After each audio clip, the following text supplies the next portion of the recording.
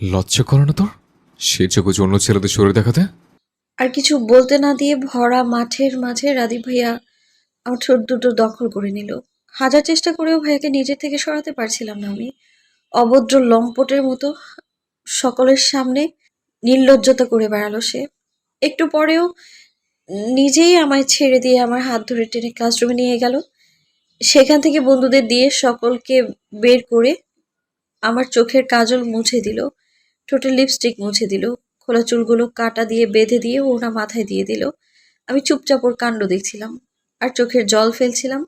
এতগুলো মানুষের সামনে, স্যারদের সামনে রাদীপ ভাই আমার আমার সাথে এমন ব্যবহার করবে আমি কখনোই ভাবিনি। হঠাৎ দেখলাম ভাই আমার চোখের পানি মুছে দিচ্ছে সযত্নে। নিজের গায়ের সবটুকু শক্তি দিয়ে ভাইয়াকে ধাক্কা দিয়ে সরিয়ে দিলাম আমি। নিজেকে কি ভাবিস তুই, হ্যাঁ? যখন যা ইচ্ছে তাই করবি? কেন তোকে মানুষ মনে হবে না? তুই তো একটা মানুষ। আর হ্যাঁ, শুধু মানুষ না, একটা হট, সুন্দর, সুইটেবল মেয়ে মানুষ। চোখ টিপে কথাগুলো বলে নিজে আবার বলতে শুরু করে। বাড়িতে বারবার বলেছিলাম বোরকা পরে ভার্সিটি আসতে। না, আমার কথা তো তোর পছন্দ হয় না, তাই সকলকে শরীর দেখানোর জন্য টাইট ফিটিং জামা পরে এসছিস। সাথে এত সাজগোজ, মানে হলে তুই আজ ছেলেদের চায়ের সাথে বিড়ি ফ্রি দিচ্ছিস। তাই টেস্ট করলাম খেতে কেমন। ফার্দার আমার কথার বাইরে কাজ করলে এর থেকেও খারাপ কিছু হবে, যেটা তুই ভাবতেও পারবি না। আমি মুখ কুঁচকে নিলাম। ছি ভাইয়া, তোর লজ্জা করা আমাকে এসব বলতে? ছি। কান্না করতে করতে হলরুম থেকে চলে আসলাম রাদীপ ভাইয়াকে উপেক্ষা করে। লজ্জায় অপমানে মাটি ফাঁক করে ঢুকে যেতে ইচ্ছে করছে। বাইরে আসতে সবাই আমার দিকে তাকিয়ে আছে। আমি আর 1 মিনিটও না দাঁড়িয়ে দৌড়ে সেখান থেকে চলে আসলাম। উদ্দেশ্য বাড়ি যাব। চলেন আপনাদের পরিচয়টা দিয়ে দিই। আমি রাহি, অনার্স 2য় বর্ষের ছাত্রী। আর আজ আমাদের কলেজের নবীনবরণ অনুষ্ঠান ছিল। যে আমার সাথে এত বাজে বিহেভ করলো সে আমার চাচাতো ভাই। ওর নাম রাদীপ। সে অনার্স ফাইনাল ইয়ারের ছাত্র। খুব ভালো ছাত্র রাদীপ ভাইয়া। স্যাররা সবাই ওকে খুব ভালোবাসে, বিশ্বাস করে, ভরসা করে। পুরো কলেজের ক্রাশ রাদীপ ভাইয়া, কারণ সে দেখতে অনেক হ্যান্ডসাম, উঁচু, ফর্সা, বডি ফিটনেস চোখে পড়ার মতো। নায়কের চেয়ে কোনো অংশে কম না। আমরা এক বাড়িতেই থাকি, মানে আমাদের পরিবার আর ওদের পরিবার। রাদীপ ভাইয়া সকলের সাথে খুব ভালো ব্যবহার করে, শুধুমাত্র আমি ছাড়া। শুধু একমাত্র আমার সাথেই এমন রুডলি বিহেভ করে সে প্রত্যেকটা বার। এসব ভাবতে ভাবতে কবে যে বাড়ি এসে পৌঁছালাম বুঝতেও পারিনি। বাড়ি আসতে মা জানতে চাইলো। কিরে, এই তো গেলে, এখনই চলে আসলি কেন? এমনি, ভালো লাগছে না। কথাটা বলে চলে আসতে নিলেই কাকিমা আমার হাত ধরে নিল। আমার চোখ মুখ মলিন হয়ে আছে দেখে বলল, আমার মেয়েটার কি হয়েছে? আমার মেয়েটা কি আমাকেও বলবে না? কাকিমা আমার বন্ধুর মতো, সবকিছুই আমি তার সাথে শেয়ার করি। তাই কাকিমাকে জড়িয়ে ধরে কান্না করে দিলাম আমি। ঘরে এসে কাকিমাকে সবটা খুলে বললাম আস্তে আস্তে। কাকিমা সব শুনে চুপ থাকলেন প্রথমে, পরপর আমার কপালে একটা চুমু দিয়ে বলল, আচ্ছা, আমি রাদীফের সাথে কথা বলবো। ও আর তোর সাথে এমন করবে না। তবে হ্যাঁ, ও যখন মানা করছে এগুলো না পড়েই না হয় যেতি। জানিস তো ও কেমন, ছোটবেলা থেকে এমন তোকে কোনো ছেলের সাথে মিশতে দেয় না, আর না বাজে কোনো পোশাক পরতে দেয়। একটু বুঝে শুনে চলিস না মা, ছেলেটা আমার তোর বেলায় এমন একটু। আমাকে চেহারা মলিন করে বসে থাকতে দেখে কাকিমা আবারও বলে, আচ্ছা, আর মন খারাপ করে থাকতে হবে না, চল লুডো খেলি। আমি একটা হাসি দিয়ে বললাম, চলো খেলি। আমি আর কাকিমা বাইরে বসে লুডো খেলছিলাম আর মা রান্না করছিল। তখনই রাদীপ ভাইয়া খুব রাগ নিয়ে বাড়ির ভেতরে এসে সোজা আমার রুমে যায়। আমার সব জামাগুলো বাইরে নিয়ে এসে রান্নাঘর থেকে দেয়াশলাই কাঠি দিয়ে এসে দেখলাম একে একে পুড়িয়ে দিল সে। আমি অবাকের চরম পর্যায়ে পৌঁছে গিয়েছি। গিয়ে রাদীপ ভাইয়ার দিকে তাকিয়ে আছি হতভম্ব চোখে। ওকে দেখেই বোঝা যাচ্ছে খুব রেগে আছে। কাকিমা কিছু বলতে যাবে তার আগে রাদীপ ভাইয়া বলল, আম্মু আর ছোট মা, তোমাদের বলছে, আজকের পর থেকে রাহির সকল জামা কাপড় আমি কিনে দেব। আমার কেনা জামা ব্যতীত অন্য কোনো জামা যদিও পরে, তাহলে আমার চেয়ে খারাপ আর কি হবে না। বলে বাড়ি থেকে বেরিয়ে গেল। আর আমি আমার জামাগুলোর দিকে তাকিয়ে কান্না করছি। আমার এত সুন্দর সুন্দর জামাগুলো সাইকোটা পুড়িয়ে ফেললো। খুব খারাপ লাগছে আমার। আমার সুন্দর সুন্দর জামাগুলো সবটা পুড়িয়ে ফেললো। কান্না করতে করতে রুমে চলে আসলাম আমি। কখন যে ঘুমিয়ে পড়েছি বলতেই পারি না। ঘুম ভাঙলো রাদীপ ভাইয়া ডাকে। উঠে দেখি 4টা বাজে। তার মানে দুপুর পেরিয়ে বিকেল হয়ে গেছে। বিছানা থেকে উঠে রাদীপ ভাইয়াকে না দেখার ভান করে ওয়াশরুমে চলে এলাম শাওয়ার নেব বলে। কিন্তু বিপত্তি ঘটলো তখন, যখন মনে হলো জামা কাপড় কিছুই নেই, সবগুলো ওই সাইকোটা ভিলেনটা পুড়িয়ে ফেলেছে। তাই বাধ্য হয়ে আবার বের হলাম। বের হয়ে দেখি আমার খাটে লম্বা হয়ে শুয়ে আছে ভাইয়া। আমাকে দেখে একটা শপিং ব্যাগ ছুড়ে দিয়ে বলল। শাওন নিয়ে এটা পরে আয়, আর বাকি জামাগুলো আলমারিতে রাখা আছে। আমি রেগে বলি, এই এই তুই নিজেকে কি ভাবিস বলতো ভাইয়া? তুই যখন যেটা বলবি তখন আমাকে সেটাই কেন করতে হবে? হ্যাঁ, যত সব। আমি পরবো না তোর দেয়া জামা, বুঝতে পেরেছিস? পরবো না আমি। এবার আমার ঘর থেকে বের হ। খাট থেকে নেমে হাতের শার্ট ভাঁজ করতে করতে বলল। ও, আগে বলবি তো যে আমার হাতে তোর জামা পরতে ইচ্ছা করছে। ওকে চল, আমার কোনো প্রবলেম নাই। শেষবারের মতো বলছি, 10 মিনিট সময় দিলাম, শাওন নিয়ে বাইরে আয়। বলে আমার কাছে আসছে দেখে দিলাম এক দৌড়। শালা হারামি, দেখিস তোর কোনোদিনও ভালো হবে না। তোর বউ হবে একটা পেতনি।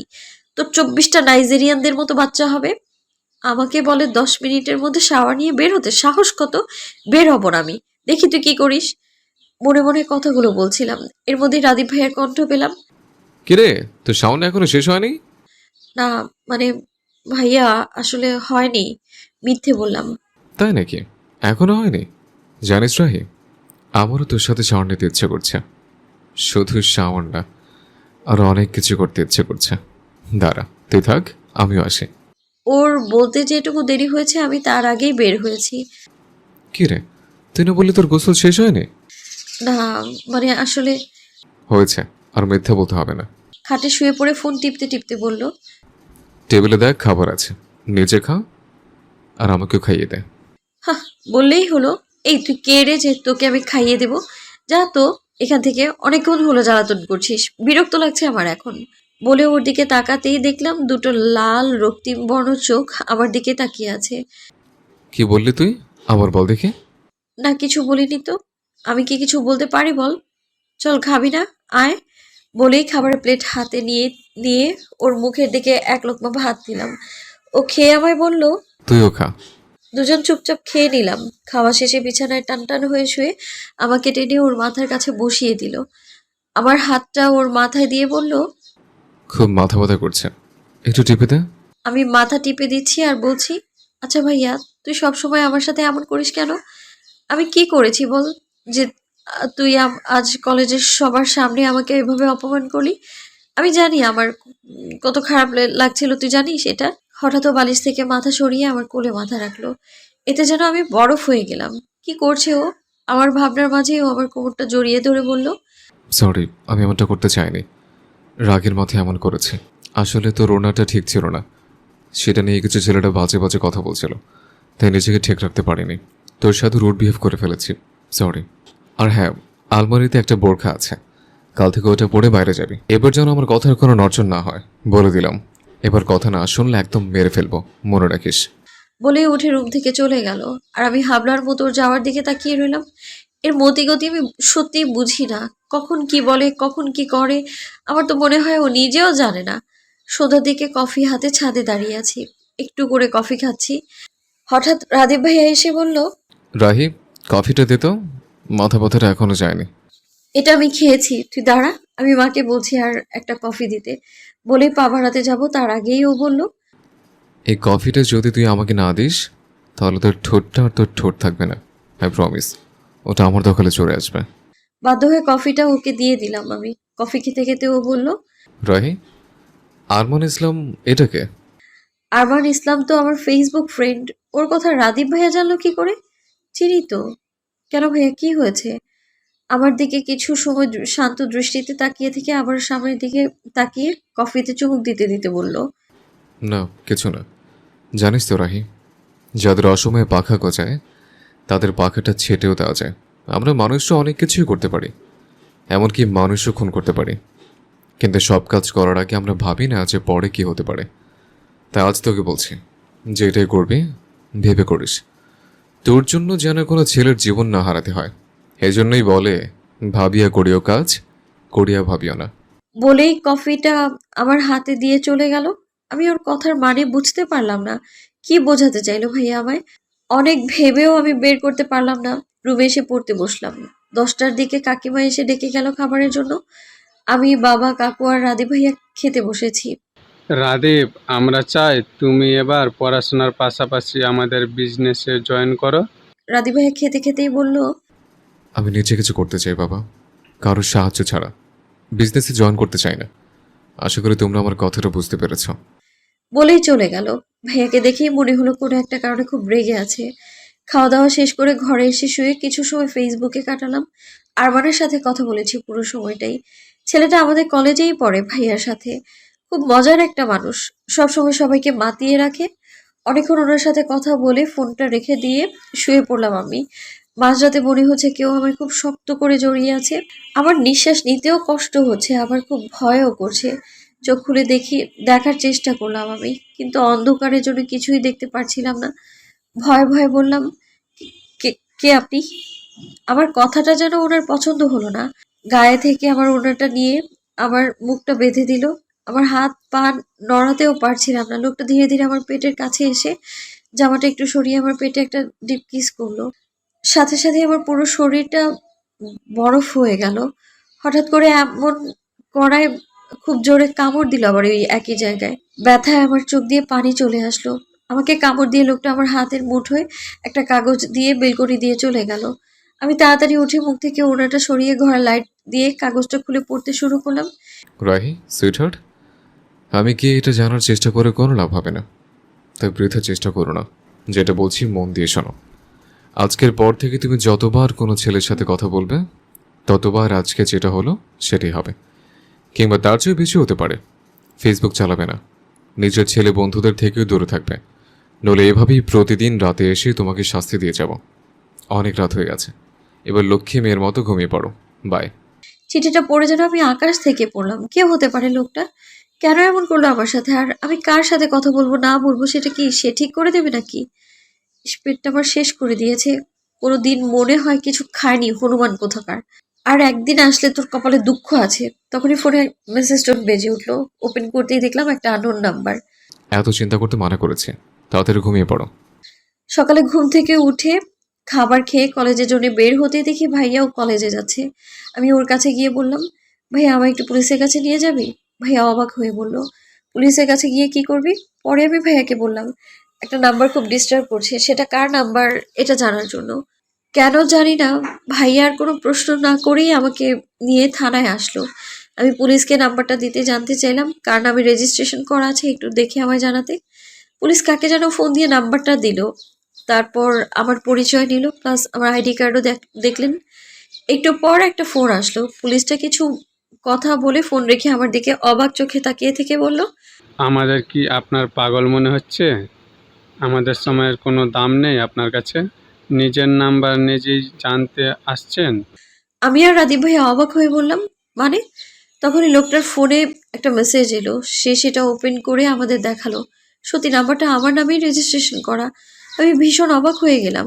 রাদীপ ভাই আমার দিকে রাগি চোখে তাকিয়ে বলল, এই নাম্বার কবে তুলেছিস? কলেজ মাঠে দাঁড়িয়ে আছি। আমার সামনে দাঁড়িয়ে রাদীপ ভাইয়া এখনো পর্যন্ত একটা কথাও বলেনি। আমি নিজেও চিন্তায় ছিলাম, নাম্বারটা আমার নামে কিভাবে রেজিস্ট্রেশন হলো? আমি তো কোনো সিমই তুলিনি। আমার ভাবনার মাঝে ভাইয়া বলল, কিছু খাবি? আমি আরো অবাক হলাম। এখন তো খাবার অফার করার কথা না, আমার গালে চড় মারার কথা ছিল। এত শান্ত কেন সে? তাহলে কি কাজটা ভাইয়াই করেছে? কি রে, এত কি ভাবছিস? চল, কিছু খেয়ে নেই। খুব ক্ষুধা লাগছে। আমি বললাম, ভাইয়া আমার তোর সাথে একটা কথা ছিল। হুম, বল। তারপর রাতে ঘটে যাওয়া সব কথা খুলে বললাম তাকে। বলেই ভাইয়ার দিকে তাকিয়ে রইলাম। আমার ধারণা ছিল সেই লোকটা আর কেউ না, ভাইয়া নিজেই। কিন্তু আমায় অবাক করে দিয়ে ভাইয়া বলল, বাহ, ভালো তো। এখন কি বাড়িতে ছেলেদের অ্যালাউ করছিস? তোর থেকে এর বিষয়ের কি আশা করা যায়? ভাই কি বলছিস এসব? আর কি আশা করেছিলি? কথাটা শোনার পর তোকে কাঁধে তুলে নাচবো? ফালতু মেয়ে কোথাকার। আজ বাড়ি চল। কাউকে কে বলে তোর বিয়ের ব্যবস্থা করব। তোর মতো মেয়েকে ঘরে রাখার থেকে না রাখাই ভালো। বলেই সে চলে গেল। আমি পুরো বোকা পড়ে রইলাম দাঁড়িয়ে। না, লোকটা ভাইয়া হতেই পারে না। ভাইয়া হলে এমন বাজে কথা বলতো না। কিছুক্ষণ দাঁড়িয়ে থেকে ক্লাসে গেলাম। ক্লাস শেষে বাড়ি ফিরে না খেয়ে ফ্রেশ হয়ে শুয়ে পড়লাম। কিছুই ভালো লাগছে না। কে আমার সাথে এমন করছে ভাবতে ভাবতেই ঘুমিয়ে পড়লাম আমি। ঘুম থেকে উঠে নাস্তা করে ছাদে গেলাম। ছোটবেলা থেকেই আমার অভ্যাস সন্ধ্যার আগে ছাদে হাঁটাহাঁটি করা। বিকেলের হালকা বাতাস মনকে ভীষণ ভরিয়ে দেয় আমার। মন খারাপ থাকলেও ভালো হয়ে যায়। পাশের বাগানে ফুলের মিষ্টি সুবাস যেন পুরো মনকে মাতিয়ে তোলে। এ যেন এক সুখের রাজ্য। হঠাৎ কাকিমার ডাকে পেছনে তাকালাম। কি রে, ঘুম থেকে কখন উঠলি? এই তো একটু আগে। কেন? ঘরে গিয়ে দেখলাম ঘুমাচ্ছিস। কাল রিয়ানের গায়ে হলুদ, পরের দিন বিয়ে। বড় আপা ফোন করেছিল, আমাদের আজই যেতে বলেছে। তুই কাল আইসিটি প্রজেক্ট শেষ করে রাদিফের সাথে যাবি। এখন নিচে চল। আমাকে কিছু বলার সুযোগ না দিয়ে কাকিমা নেমে গেলেন। সবাই চলে গেল ফুপির বাসায়। রিয়ান আমার বড় ফুপির ছেলে, মাল্টিমিডিয়া ন্যাশনাল কোম্পানিতে চাকরি করে। 8:30টার দিকে হঠাৎ ঝড় উঠলো। ছোটবেলা থেকে ঝড়কে ভীষণ ভয় পাই আমি। মনে হয় এই ঝড়ের পর হয়তো এই পৃথিবীটাকে আর দেখতে পারবো না। ক্লাস 8-এ পড়ার সময় একবার মাঝরাতে ঝড় হয়েছিল। অন্ধকারে মনে হয়েছিল কেউ আমায় পরিবার থেকে ছিনিয়ে নিয়ে যাবে। কাঁদতে কাঁদতে অজ্ঞান হয়ে গিয়েছিলাম আমি। সকালে জ্বর নিয়ে জেগেছিলাম। সেই ভয়টা আজও কাটেনি আমার। আজ আম্মুও নেই, ভাইয়াও বাড়ি ফেরেনি। হঠাৎ কারেন্ট চলে গেল। প্রবল বৃষ্টি শুরু হলো। আমি ঘরের এক কোণে বসে কাঁদছি। বারবার বিদ্যুৎ চমকাচ্ছে। হঠাৎ কারো স্পর্শে চমকে উঠলাম আমি। রাহি, আমি, এই দেখ, আমি রাদিফ। পাগলি, ভয় নেই। দৌড়ে গিয়ে ওকে জড়িয়ে ধরলাম। কাঁদতে কাঁদতে দম বন্ধ হয়ে আসছিল আমার। ভাই আমাকে কোলে তুলে নিজের ঘরে নিয়ে গেল। খাটে বসিয়ে চুমু দিয়ে কপালে বলল, আমি আছি তো, ভয় কিসের? ভেজা শার্ট বদলে এসে পাশে বসে বলল, তোর এই ঝড়ের ভয়টা কবে কাটবে বলতো? আমরা একসাথে খেয়ে নিলাম, কিন্তু রাতে কি করে ঘুমাবো বুঝতে পারছিলাম না। এমন সময় ভাইয়া বলল, আজ রাতে আমার রুমেই ঘুমা, আমি সোফায় ম্যানেজ করব। আমি বললাম, তোর খাট তো অনেক বড়, তুই চাইলে খাটে শুতে পারিস। সেজন্য এই কথার অপেক্ষাই ছিল। এসে খাটে শুয়ে ফোন টিপতে লাগলো। আমি এক কোণে শুয়ে ভাবছিলাম সমাজ এটা মেনে নেবে না, কিন্তু আজ আমি আমার ভয়টার কাছে অসহায়। সকালে ঘুম থেকে উঠে দেখি আমি রাদীপ ভাইয়ার বুকে। সে আমাকে 2 হাতে আগলে রেখেছে। অথচ আমি তো দূরেই শুয়েছিলাম। ঠিক তখনই ফোনের রিংটোন। ওপেন করতেই সেই নাম্বার। আমার স্বপ্ন ছিল তুমি শুধু আমার বুকে ঘুমাবে, কিন্তু কাল তুমি তোমার চাচাতো ভাই রাদিফের বুকে ঘুমিয়েছিলে। ভেবেছ আমি জানবো না? মাই সুইট হার্ট, শাস্তি তোমাকে পেতেই হবে। জাস্ট ওয়েট অ্যান্ড সে। আমার মাথা ঘুরে গেল। কলেজে গিয়ে কিছু বাজে ছেলে বিরক্ত করতে লাগলো। হঠাৎ রাদীপ ভাইয়া এসে হাতে একটা লাঠি দিয়ে বলল, এই 20 মিনিটে আমার উপর যত রাগ হয়েছে ওদের উপর ছাড়। আমি সত্যিই বেড়েছিলাম। এমনকি ভুল করে ভাইয়াকেও। তার হাত থেকে রক্ত পড়ছিল। কাঁপতে কাঁপতে রুমাল দিয়ে বেঁধে দিলাম আমি। বাড়ি ফিরে রিয়ানের বিয়েতে যাওয়ার প্রস্তুতি নিলাম। রাদিফ কালো জিন্স আর কালো শার্ট পরে বসে আছে, হাতা ভাঁজ করা, হাতে ঘড়ি আর পাশে সানগ্লাস। তাকিয়ে থাকতে ইচ্ছে করছিল। কে দেখেছিস? তোকে আজ খুব সুন্দর লাগছে ভাইয়া। সে অবাক হয়ে বলল, তারপর বলল, 5 মিনিট সময় দিলাম, বোরখা পরে আয়। আমি রাগ করে বললাম, বিয়ে বাড়ি যাচ্ছি, কলেজে না। এখান থেকে পড়ে যাবি, ওখানে খুলে ফেলবি। বাধ্য হয়ে বোরখা পরলাম। ফুপির বাড়িতে ঢুকতে সবাই তাকিয়ে আছে। এক মহিলা হেসে বললেন, কি রে রাদীপ, আমাদের না জানিয়ে বিয়ে করে ফেললি নাকি? বউটা কিন্তু খুব সুন্দর। আমি অবাক হয়ে রাদিফের দিকে তাকালাম। সে দাঁত কেলিয়ে বলল, দোয়া করবেন ফুপি, পরের বার আসলে যেন আমাদের বাচ্চাদের মুখ দেখাতে পারি। বলেই কাকিমার দিকে চলে গেল। আমি স্থির হয়ে দাঁড়িয়ে রইলাম। সে আসলে কি চায়? আর আমার জীবনে এই অদ্ভুত খেলা কে খেলছে? আজ গায়ে হলুদের অনুষ্ঠান। মেয়েরা সবাই শাড়ি পরবে। আমি কোনোদিনও শাড়ি পরিনি। কাকিমা আর মা জোর করে আমার শাড়ি পরিয়ে দিলেন। ঠিকমতো হাঁটতেও পারছি না। খুলে ফেলতে চেয়েছিলাম, কিন্তু মা কিছুতেই খুলতে দিলেন না। আয়নার সামনে বসে হালকা সাজতে শুরু করলাম। আমার বেশি সাজগোজ মানায় না আমায়। তাই শুধু চোখে একটু কাজল, ঠোঁটে হালকা গোলাপি লিপস্টিক আর কপালে ছোট্ট একটা কালো টিপ দিলাম আমি। এতেই যেন নিজেকে হুড়পড়ির মতো লাগছিল। আজ আমি নিজেই নিজের উপর ক্রাশ খাচ্ছি। আগে জানতামই না আমায় সাজলে এত সুন্দর লাগে। এসে আরেকটু সাজলে হয়তো আরো সুন্দর লাগতো, কিন্তু ওই সাইকো হনুমানটার জন্য বেশি সাজতেও পারছি না। কাকিমা দেখো তো আমায় কেমন লাগছে। কাকিমা মুচকি হেসে বললেন, ও মা, আমাদের মেয়ে দেখি অনেক সুন্দর, অনেক বড় হয়ে গেছে। শাড়ি পরে তো এত সুন্দর লাগে, আগে বুঝিনি তো। মায়ের চোখেও গর্বের ছাপ। আমিও একটু লজ্জা পেলাম। সবার সঙ্গে গল্প করতে করতে স্টেজের সামনে চলে এলাম। মেয়েরা সবাই শাড়ি পরে এসেছে, আর ছেলেরা কাঁচা হলুদ রঙের পাঞ্জাবি। হঠাৎ চোখ পড়লো রাদীপ ভাইয়ার দিকে। কাঁচা হলুদ পাঞ্জাবির সঙ্গে কালো জিন্স, হাতে ঘড়ি।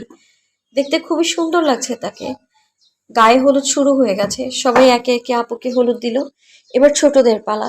আমি ওই স্টেজে গিয়ে আপুকে হলুদ দিয়ে নামতে যাচ্ছিলাম। এমন সময় শাড়ি কুচিতে পা জড়িয়ে হোঁচট খেলাম আমি। পড়ে যাচ্ছিলাম প্রায়, হঠাৎ এক ছেলে এসে আমায় ধরে ফেলল। আমি ধন্যবাদ জানিয়ে সরে এলাম, যদিও মনে হচ্ছিল কেউ যেন দূর থেকে আমায় লক্ষ্য করছে। রাতে বড়রা একসঙ্গে থাকবে আর ছোটরা একসঙ্গে, সবাই খুব আনন্দ করছে, সাথে আমিও তাদের সঙ্গে তাল মিলিয়ে হাসছি, গল্প করছি। শেষে আমরা সবাই একসঙ্গে ঘুমিয়ে পড়লাম। মাঝরাতে হঠাৎ মনে হলো কেউ আমায় কোলে করে কোথাও একটা নিয়ে যাচ্ছে। হাত নাড়াতে গিয়ে বুঝলাম হাত বাঁধা, চোখটাও বাঁধা। ভয় পেয়ে চিৎকার করতে যাব, ঠিক তখনই কেউ আমার মুখটা চেপে ধরলো। শ্বাস নিতে কষ্ট হচ্ছিল, বুক ধড়ফড় করছিল আমার। কে এই মানুষটা, কেন আমার সঙ্গে এমন করছে? হঠাৎ সে আমার মুখটা ছেড়ে দিল, কিন্তু একটা কাপড় দিয়ে মুখ বেঁধে দিল। বুঝতে পারছিলাম সে আমার একদম সামনেই দাঁড়িয়ে, তার আঙুল আমার গালে এদিক সেদিক ঘুরছে। ভয়ে শরীর জমে গেছে। তারপর সে হঠাৎ আমার শাড়ির আঁচলটা সরিয়ে বোলাতে শুরু করলো। ছটফট করছি আমি, কিন্তু কিছুই করতে পারছি না। হঠাৎ তীব্র ব্যথা, সে আমার পেটে নখ দিয়ে জোরে আঁচড় কেটে দিল। মনে হলো প্রাণটাই বেরিয়ে যাবে আমার। চোখ দিয়ে পানি গড়িয়ে পড়লো। রাগে আর অসহায়তায় পাতলে একটা জোরে লাথি মারলাম। কোথায় লেগেছে জানি না, তবে বুঝলাম সে ব্যথা পেয়েছে। একটু যেন দূরে সরে গেল। কিছুক্ষণ পর আমার কাছে এসে আমার চুলে হাত বুলিয়ে দিল। তারপর হাতের বাঁধন খুলে দিয়ে হাতে একটা চিরকুট গুজে দিল। মুহূর্তের মধ্যেই অদৃশ্য। চোখের বাঁধন খুলে দেখি আমি ফুপিদের বাসার ছাদে দাঁড়িয়ে। পেটের দিকে তাকাতেই দেখি কেটে গেছে, রক্ত পড়ছে। কাঁপতে কাঁপতে চিরকুটটা খুললাম আমি। লেখা, রাহি, তোমাকে বলেছিলাম ছেলেদের থেকে দূরে থাকতে। সেদিন সারা রাত রাদিফের সঙ্গে ঘুমিয়েছো, কিছু বলিনি, ভেবেছিলাম পরে শাস্তি দেব। কিন্তু আজ শাড়ি পরে সেজেগুজে সবার সামনে এলে ছেলেদের নজর কাটতে খুব ভালো লাগে, তাই না? যে ছেলেটা তোমাকে ধরেছিল সে তোমার পেট স্পর্শ করেছিল। আমি কি চুপ করে থাকতাম? তাই তোমার পেটে আমার ভালোবাসার চিহ্ন রেখে গেলাম। আশা করি আর কোনো ছেলে তোমাকে ছোঁয়ার সাহস করবে না। তোমার ব্যাগে মলম আছে, লাগিয়ে নিও। চিরকুটটা পরে আমার হাত কাঁপতে লাগলো। এটা ভালোবাসা না, এটা অসুস্থ, অসুস্থ মানসিকতা। ভয়, রাগ আর ঘৃণায় পুরো শরীর কাঁপছে আমার। আমি আকাশের দিকে তাকালাম। কতদিন চলবে এভাবে? কে এই মানুষটা? আর কেনই বা সে আমাকে নিজের সম্পত্তি ভাবছে? আজ আমি প্রথমবার বুঝলাম ভয় পেলে চলবে না, চুপ থাকলে সে আরো বাড়বে। এবার আমাকে সত্যিটা জানাতে হবে। যেই হোক, তার মুখোশ খুলবই আমি। আজ আপুর বিয়ে, সবাই আনন্দে ব্যস্ত, অথচ আমি চুপচাপ এক কোণে বসে আছি। কিছুই ভালো লাগছে না আমার। আমার সঙ্গে কেন এমনটা হচ্ছে? যদি বাইরের কেউ জেনে যায়, রাতে কেউ আমার ঘরে এসে আমার সঙ্গে এমন করে, তাহলে এক মুহূর্ত না ভেবে আমার নামের পাশে একটা খারাপ তকমা জুড়ে দিবে। এত মানুষের ভিড়েও আজ নিজেকে খুব একা লাগছে আমার। না চাইতেও বারবার সেই বাজে ছেলেটার কথা মাথায় ঘুরছে। সে আসলে কি চায়? আমার চরিত্রে দাগ লাগুক, আমায় অপমানিত হতে দেখুক, এমনটা চায় সে? হাজারো প্রশ্নের ভিড়ে ডুবে আছি আমি। ঠিক তখনই সবাই চিৎকার করে উঠলো, বর এসেছে, বর এসেছে। বরপক্ষের খাওয়া দাওয়া শেষ হলে বিয়ে পড়ানো শুরু হলো। আমি কিছুক্ষণ দেখে ঘরে ফিরছিলাম, হঠাৎ কোথা থেকে একটা ছেলে এসে আমার হাত চেপে ধরলো। হেই, আমি রিয়ান। তোমাকে তো দেখতে খুব সুন্দর। এভাবে মৌমাছির মতো ঘুরে বেড়াচ্ছ কেন? সবাই তো মধু চাইবেই। এমনিতেই মেজাজ খারাপ ছিল, তার কথা শুনে মাথায় আগুন জ্বলে উঠলো। কিছু না ভেবে কষিয়ে একটা থাপ্পড় দিলাম। মুহূর্তে পুরো বিয়ে বাড়ি আমাদের দিকে তাকিয়ে রইল। মা, কাকিমা, বাবা ছুটে এলেন। রাদীপ ভাই একটু দূরে দাঁড়িয়ে দু হাত মুঠো করে সবটা দেখছে। আমি বাবাকে কিছু বলতেই যাচ্ছিলাম, তার আগেই ছেলেটা সবার সামনে আবার আমার হাত চেপে ধরে বলল, এই মেয়ে, তুই জানিস না তুই কত বড় ভুল করলি? আমি কে জানিস? একটু আগে ভাবছিলাম তোকে বিয়ে করব, কিন্তু না, তোকে তো শুধু এক রাত ব্যবহার করব। এরপর আর কথা শেষ করতে পারেনি। রাদীপ ভাইয়া ঝড়ের মতো গিয়ে তাকে মারতে শুরু করলো। কিছু লোক এসে ভাইয়াকে থামাতে গেল, কিন্তু ভাইয়া কাউকেই ছাড়লো না। বাবা, কাকা, ফুপা কেউ তাকে থামাতে পারলেন না। পরে জানা গেল ছেলেটা নাকি এই এলাকার এমপির ছেলে, ঢাকায় থাকে, লকডাউনের কারণে গ্রামে এসেছে। তার বিরুদ্ধে কেউ কথা বলে না। ড্রয়িং রুমে বসে আছে, কাকিমা রাদীপ ভাইয়ার হাতে ব্যান্ডেজ করছেন, হাত কেটে গেছে। সবাই মিলে ঠিক করলো আজ রাতেই ভাইয়া ঢাকায় ফিরে যাবে, বাকি সবাই বউ ভাতের পর যাবে। সবার সামনে দাঁড়িয়ে ভাইয়া আমার দিকে তাকিয়ে বলল, রাহি, ঘরে যা, লাগেজ গুছিয়ে নে, তুই আমার সঙ্গে বাড়ি ফিরবি। কথা শেষ করেই চলে গেল সে। আমি চুপচাপ রুমে চলে এলাম। কেউ না বুঝলেও আমাদের পরিবার বুঝে গেছে ভাইয়া আমাকে আর এখানে এক মুহূর্তও রাখবে না। সবার কাছ থেকে বিদায় নিয়ে আমরা বাড়ি ফিরলাম। বাড়ি এসে ভাইয়া বলল, ঘরে গিয়ে ফ্রেশ হয়ে নে, আমি হোটেল থেকে খাবার নিয়ে আসছি। অনেক রাত হয়েছে, রান্না করতে হবে না। আমি রুমে গিয়ে ফ্রেশ হয়ে বিছানায় গায়ে এলিয়ে দিলাম। কখন যে ঘুমিয়ে পড়েছি বুঝিনি। রাদীপ ভাইয়া ডাকে ঘুম ভাঙলো। ওঠ, খেয়ে নে। বলেই চলে যাচ্ছিল। আমি হাত ধরে বললাম, ভাইয়া তুই খাবি না? না, খেতে নেই। আমি জানি ও খুব রেগে থাকলে খাওয়া দাওয়া করে না, তাই জোর করে পাশে বসালাম। ওকে খাইয়ে দিলাম, নিজেও খেলাম। প্লেট সরিয়ে তার দিকে ঘুরতেই হঠাৎ সে আমার শক্ত করে জড়িয়ে ধরলো। আজ থেকে বাড়ির বাইরে গেলে আমাদের সঙ্গে যাবি। কোনো দরকার হলে আমাকে জানাবি। একা কোথাও যাবি না, বুঝতে পারছিস? আমি অবাক হয়ে শুধু বললাম, হুম। এই প্রথম ভাই আমায় এভাবে জড়িয়ে ধরে শান্ত গলায় কথা বলল। ভাইয়া তুই কি কাঁদছিস? কথাটা বলতেই সে আমায় ছেড়ে দিয়ে উল্টো দিকে হাঁটতে শুরু করলো। আমি অনেক ডাকলাম, কিন্তু সে ফিরে তাকালো না। এরপর কেটে গেল কয়েকটা দিন। বাড়ির সবাই ফিরে এসেছে। এখন আমি কোথাও গেলে ভাইয়ার সঙ্গেই যাই। একা কোথাও যাওয়া নিষেধ, এটাই তার কথা। আজ কলেজ থেকে ফেরার পথে রাস্তার ওপারে ফুচকার দোকান দেখে বললাম, ভাইয়া ফুচকা খাবো। সে বলল, তুই এখানে দাঁড়া, আমি নিয়ে আসছি। বাড়িতে গিয়ে খাবি, রাস্তায় দাঁড়িয়ে খাওয়া ঠিক না। বলেই রাস্তা পার হয়ে গেল। কিছুক্ষণ পর হঠাৎ চারপাশে অদ্ভুত নীরবতা। রাহি, রাহি। রাদীপ ভাইয়ার কণ্ঠস্বর কাঁপছে। সে পাশের এক লোককে জিজ্ঞেস করছে, ভাই, এখানে একটা মেয়ে দাঁড়িয়েছিল, দেখেছেন? কালো বোরখা পরা। হ্যাঁ, একটু আগেই কয়েকজন কালো মুখোশ পরা লোক মেয়েটার মুখ বেঁধে একটা কালো গাড়িতে তুলে ওই দিকে নিয়ে গেল। কথা শেষ হতেই রাদীপ ভাইয়া দুপা পিছিয়ে গেল। তারপর বুক ফেটে যাওয়া চিৎকার। রাহি। চোখ খুলে কিছুই দেখতে পাচ্ছিলাম না। ঘরটা অন্ধকার। বুঝতে পারছি রাত হয়ে গেছে। কতক্ষণ এভাবে অচেতন ছিলাম জানি না। মাথাটা ভীষণ ব্যথা করছে। হঠাৎ দরজা খোলার শব্দে চমকে উঠলাম। দরজার দিকে তাকাতেই দেখলাম কেউ একজন ভেতরে ঢুকে লাইটটা জ্বালালো। মানুষটাকে দেখেই যেন আমার পুরো পৃথিবী ভেঙে পড়লো। বুঝতে পারছিলাম আমার সঙ্গে খুব খারাপ কিছু হতে চলেছে। বারবার আল্লাহকে ডাকছিলাম। মনে মনে শুধু একটাই কথা, যাই হোক না কেন রাদীপ ভাই আমার কিছু হতে দেবে না। আজ কেন জানি ওর উপর ভীষণ ভরসা করতে ইচ্ছে করছে। হ্যাঁ, ছেলেটা আর কেউ না, বিয়ে বাড়িতে যাকে থাপ্পড় মেরেছিলাম সেই এমপির ছেলে রিয়ান। আমার ভাবনার মাঝে রিয়ান সামনে এসে আমার মুখ শক্ত করে চেপে ধরে বলল, কি ভেবেছিলি আমার থেকে বেঁচে গেছিস? তোকে ভালোভাবে বলেছিলাম তোকে বিয়ে করতে চাই, আর তুই সবার সামনে আমাকে অপমান করলি।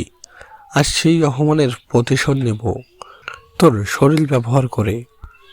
তার কথা শুনে মাথার ভেতর যেন বাজ পড়লো। তাহলে কি আজ আমার জীবনটাই শেষ? হাত পা বাঁধা, শরীর অবশ, চাইলেও কিছু করতে পারছি না। হঠাৎ সে আমার গা থেকে ওড়নাটা টেনে মেঝেতে ছুঁড়ে ফেললো। আমার দম যেন বন্ধ হয়ে আসছিল। ঠিক তখনই প্রচন্ড শব্দে দরজাটা ভেঙে কেউ একজন ভেতরে ঢুকলো। তাকিয়ে দেখলাম রক্তিম চোখ, মুঠো করা হাত, রাদীপ ভাইয়া, তার সঙ্গে পুলিশও এসেছে। আমার সেই অবস্থা দেখে ভাইয়া নিজেকে আর সামলাতে পারলো না। ঝাঁপিয়ে পড়ে রিয়ানকে মারতে লাগলো। পরে পুলিশ এসে ভাইয়াকে সরিয়ে রিয়ানকে ধরে নিয়ে গেল। রাদীপ ভাইয়া ছুটে এসে আমার গায়ে ওড়না জড়িয়ে দিল, হাত পায়ের বাঁধন খুলে দিল। আমি আর নিজেকে ধরে রাখতে পারলাম না। ওকে জড়িয়ে ধরে হাউমাউ করে কেঁদে উঠলাম। ভাইয়া মাথায় হাত বুলিয়ে আমার শান্ত করার চেষ্টা করছিল। সারাদিন কিছুই খাইনি, তার উপর এত ভয়, সব মিলিয়ে অচেতন হয়ে গেলাম আমি। চোখ খুলে দেখি আমি রাদীপ ভাইয়ের বুকে শুয়ে আছি। চারপাশে তাকিয়ে বুঝলাম আমি ওর ঘরে, ওর বিছানায়। আমি নড়তেই সে তাড়াতাড়ি উঠে বসে বলল, রাহি, রাহি, ঠিক আছিস তো? পাগলি, এত ভয় কিসের? আমি তো আছি। আমার থাকা পর্যন্ত কেউ তোর ক্ষতি করতে পারবে না। বলেই আবার আমাকে বুকের মাঝে টেনে নিল। আমি চুপ করে রইলাম, কি বলবো বুঝতে পারছিলাম না। কিছুক্ষণ পর ভাইয়া আমায় ছেড়ে বাইরে চলে গেল। একটু পর হাতে খাবার নিয়ে ফিরে এলো আবার। এবার কোনো কথা না বলে চুপচাপ খা। নিজের হাতে আমায় খাইয়ে দিল। খাওয়া শেষে আমি জিজ্ঞেস করলাম, ভাইয়া বাড়িতে কি কেউ নেই? সে অবাক হয়ে বলল, আছে তো, এমন মনে হলো কেন? আমি ধীরে বললাম, আমি তোর রুমে, এত কিছু হয়ে গেল কাউকে তো দেখছি না। সে মৃদু হেসে বলল, পাগলি, সবাই ছিল। সারাদিন সবার উপর দিয়ে ঝড় গেছে, খুব ক্লান্ত। জোর করে সবাইকে রুমে পাঠিয়েছে। তুই আমার কাছেই থাকবি। তারপর বলল, অনেক রাত হয়েছে, চল ঘুমাবি। টেবিলে প্লেট রেখে সে আমাকে কোলে তুলে বিছানার মাঝখানে শুয়ে দিল। এসির তাপমাত্রা বাড়িয়ে কাঁথা টেনে দুজনে গায়ে দিল।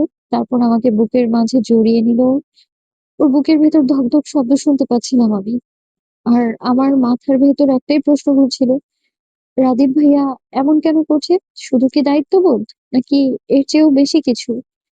ভাবতে ভাবতেই কখন যে ঘুমিয়ে পড়েছি বুঝতেই পারিনি। সকালে ঘুম থেকে উঠে দেখি পাশে রাদীপ ভাইয়া নেই। তাই বিছানা থেকে উঠে ধীরে ধীরে বাইরে চলে গেলাম। বাইরে যেতেই মা আর কাকিমা আমার কাছে এসে বললেন। কি রে, এখন কেমন আছিস? আমি বললাম, হুম, ভালো। মা জিজ্ঞেস করলেন, কিছু খাবি? না মা, ফ্রেশ হবো তারপর। আচ্ছা, তাহলে যা ফ্রেশ হয়ে আয়। হুম। আচ্ছা কাকিমা, রাদীপ ভাইয়া কোথায়? ওকে তো কোথাও দেখছি না। কাকিমা বললেন, ও একটু থানায় গেছে ওই রিয়ানের ব্যাপারে কথা বলতে, একটু পরে চলে আসবে। কেন, কোনো দরকার আছে? না, এমনি বললাম। পরে কাকিমার কাছে জানতে পারলাম আমাকে রিয়ান তুলে নিয়ে যাওয়ার পর রাদীপ ভাইয়া প্রথমেই পুলিশকে রিয়ানের কথা জানায়। তারপর রিয়ানের নাম্বার ম্যানেজ করে সেটা ট্র্যাক করে আমায় উদ্ধার করে। ঘরে এসে ফ্রেশ হতে লাগলাম আর ভাবছিলাম, রাদীপ ভাইয়া ছোটবেলা থেকেই আমার সঙ্গে এমন কেন করে? কখনো খুব ভালো ব্যবহার করে, আবার কখনো খুব রূঢ় ব্যবহার করে, কখনো মারে আবার কখনো আদর করে। তবে অন্য কেউ আমাকে বকলেই তার ১২টা বাজিয়ে দেয়। এমনটা কেন করে সে? নাস্তা করছিলাম, তখনই রাদীপ ভাইয়া এসে আমার পাশে বসলো, পাউরুটিতে জেলি মাখতে মাখতে। আশেপাশে একবার তাকিয়ে দেখলো কেউ আছে কিনা। আশেপাশে কেউ ছিল না। পাউরুটিটাতে একটা কামড় দিয়ে বলল, রাহি শোন, ছোটবেলা থেকে তোকে মার্ডার, বকার, আদর করার সবকিছুর অধিকার একমাত্র আমার ছিল। এখনো আছে, ভবিষ্যতেও থাকবে। আর হ্যাঁ, তোর মনে শুধু একটা ছেলের নাম থাকবে, সেটা হলো আবির আহমেদ রাদিফ। তারপর আমার দিকে তাকিয়ে বলল। আশা করি কি বলেছি বুঝতে পেরেছিস। বলেই আমার কাছে এসে ঠোঁটে হালকা করে ভালোবাসার ছোঁয়া দিয়ে চলে গেল সে। আমিও চলে যাওয়ার দিকে তাকিয়ে রইলাম। ভাবছিলাম, ও আমায় কি বললো এগুলো? এই কথাগুলো আমি কিভাবে নেব? হুমকি নাকি ভালোবাসা? কিছুই বুঝতে পারছি না। সারাদিন আর রাদীপ ভাইয়ের সঙ্গে দেখা হয়নি আমার। রাতে খেয়ে রুমে চলে এলাম ঘুমাতে। খুব গরম, তাই প্লাজোর সঙ্গে টি-শার্ট পরে শুয়ে পড়লাম। টি-শার্ট শুধু নিজের রুমেই পরি, কারণ এখনো শহরের আধুনিকতাকে পুরোপুরি আয়ত্ত করতে পারিনি আমি। শুয়ে শুয়ে ফোনে গান শুনছিলাম। তখন রাত ১১টা। হঠাৎ বারান্দা দিয়ে রাদীপ ভাই আমার রুমে ঢুকলো। ওকে দেখে লাফ দিয়ে বিছানা থেকে উঠে ওড়নাটা গায়ে জড়িয়ে বললাম, এই তুই এত রাতে আমার ঘরে কি করিস, হ্যাঁ? লজ্জা করে না তোর এত রাতে একটা মেয়ের রুমে আসতে? সে বলল, না, করে না। এবার বেশি কথা না বলে একটা কাগজ আমার দিকে দিয়ে বলল। লক্ষ্মী মেয়ের মতো এতে একটা সই করে দে। আমি বললাম, এটা কিসের কাগজ? সে উত্তর দিল, এটা তোর বিয়ের রেজিস্ট্রি পেপার, হারামি। এটা কলেজ থেকে পাঠিয়েছে। বলেছে আজকের মধ্যে সই না করলে থার্ড ইয়ারে আর তুলবে না। আমার বন্ধু শাহিন পেপারটা আমাকে এনে দিয়েছে। শাহিন নিচে দাঁড়িয়ে আছে, ওর কাগজে কাগজটা দিয়ে দিতে হবে। স্যারকে দিয়ে দেবে। এবার তাতে সাইন করে দে। আমি আর কিছু না ভেবে সাইন করে দিলাম। সে বারান্দায় গিয়ে কাগজটা শাহিন ভাইয়াকে দিয়ে আমার রুমে ফিরে এসে খাটে শুয়ে বলল, সকলে ঘুমিয়ে পড়েছে, খুব খিদা লাগছে। যা, আমার জন্য খাবার নিয়ে আয়। আমি চুপ করে দাঁড়িয়ে থাকায় সে আবার বলল। কি হলো, দাঁড়িয়ে আছিস কেন? যা, খাবার নিয়ে আয়। বাধ্য হয়ে ওর জন্য খাবার নিয়ে এসে খাইয়ে দিলাম। খাওয়া শেষে সে বলল, আচ্ছা রাহি, আমাদের মুসলমান মেয়েদের বিয়ের সময় কি বলতে হয়? আমি অবাক হয়ে বললাম, এটা কোনো প্রশ্ন হলো? এটা তো ছোট বাচ্চাও জানে কি বলতে হয়। সে বলল, কি হলো, এত ভাবছিস কেন? বল না, কি বলতে হয়? আমি বললাম, কবুল। সে বলল, কি বলতে হয়? বুঝলাম না। আমি বিরক্ত হয়ে বললাম, আরে কানে শুনতে পান না নাকি? কবুল কবুল বলতে হয়।